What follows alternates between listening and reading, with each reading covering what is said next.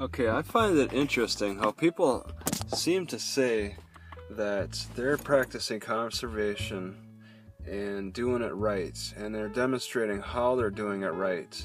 Now, this is local, so it's hard to say that they're thumbing their nose at other people.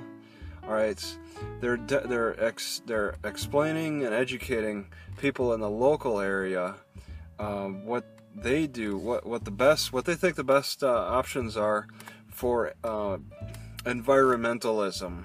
All right, for being more friendly to the environment. Okay, every area is different on how you deal with the environment. Okay, some places get a lot of rain and have to manage the water. Okay, they have to manage a large volume of water flow with flooding and all that. Whereas other places like the desert, they have to conserve their water and try to just hold on to it and use it as efficiently as they can. All right, there are different methods, different measures to take. Historically, people kind of looked at things all the same, I think, okay, and made a lot of mistakes. All right, I was in Hurricane, Nevada, which is in the southern part of Hurricane, Utah, or is it Nevada? It's around there. It's between Nevada. It's at the corner of Arizona, Nevada, and Utah are.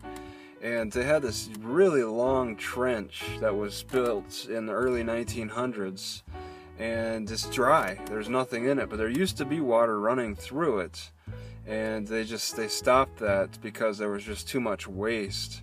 It was I think it was evaporating too much because it gets 100 degrees multiple days out of the year. And that's just gonna, and people probably want to swim in it because that's the only source of water. If you walk around southern parts of California and stuff, they're putting fences around their ditches, around their canals. They don't want anybody even walking along it for that remote threat of people jumping in to have a swim in that water. All right, these desert areas are highly conservative over how the water is managed. They don't want any chance of human infection or whatever to go into it. So it's very different.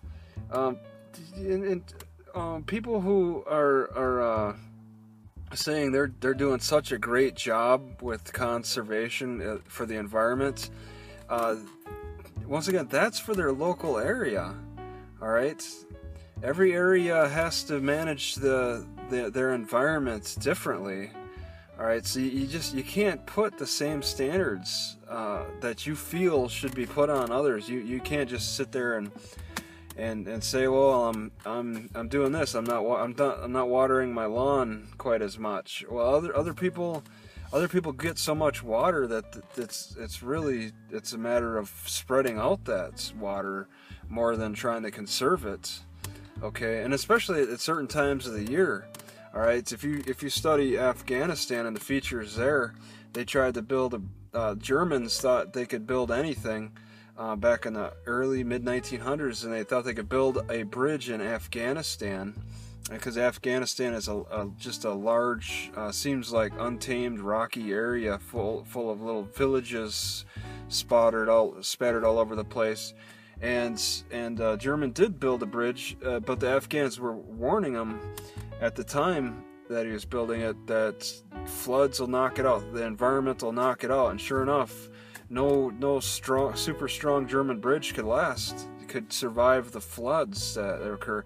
As dry and treeless as Afghanistan can be, it can get major floods still that run through it just for a short period of time. That's all you need, that violent, chaotic activity to surprise you, and that just that sets the tone for lifestyle in that area. Okay, and you just gotta work with that. That's the best you can do. Whereas other places, they're a little more predictable, a little more calm, more throughout your lifetime, and you can work with different structures.